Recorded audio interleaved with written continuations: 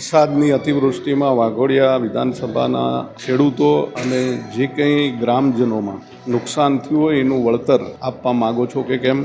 વાઘોડિયામાં 7/12 બંધ કરી અને પ્રોપર્ટી કાર્ડ માટેની જે કાર્યવાહી એની અંદર ખૂબ મોટા પ્રમાણમાં 7/12 બંધ થઈ ગયા. એ લોકોને સામે કોઈ પણ જાતની પ્રોપર્ટી કાર્ડ આપવાની વ્યવસ્થા આ લોકોએ કરી નથી. એટલે 7/12 બંધ થવાથી ખૂબ મોટી મુશ્કેલી પડી રહી છે. એટલે પ્રોપર્ટી કાર્ડ વહેલામાં વહેલી તકે આપો, જેનાથી વિસ્તારના લોકોને મુશ્કેલી ના પડે. નંદેસરીમાં એર પોલ્યુશન, વોટર પોલ્યુશન માટે આગળ જે કંઈ મુશ્કેલીઓ ઊભી થઈ હતી ફરીવાર ના થાય એની માટે કંઈ કાર્યવાહી કરવા માગો છો કે કેમ? સાથે સાથે જે માપણી સીટોમાં આજે મારી જમીનની મેં માપણી કરાવરાઈ તો એની અસર આજુબાજુના 10 ખેડૂતોને પડતી હોય તો એની માટે કંઈક સુધારો કરો કે જેથી કરીને આજુબાજુના 10 લોકોને પણ માપણી સુધારવા આવવું પડે નહીં અને ઝઘડાઓ ના થાય. વિશેષ વાઘોડિયા તાલુકાની અંદર જે કંઈ નાના મોટા વીજ પ્રોબ્લેમો છે એને તમે વહેલામાં વહેલી તકે સોર્ટ આઉટ કરવા માગો છો કે કેમ? આ વગેરે પ્રશ્ન આજના હતા મારા.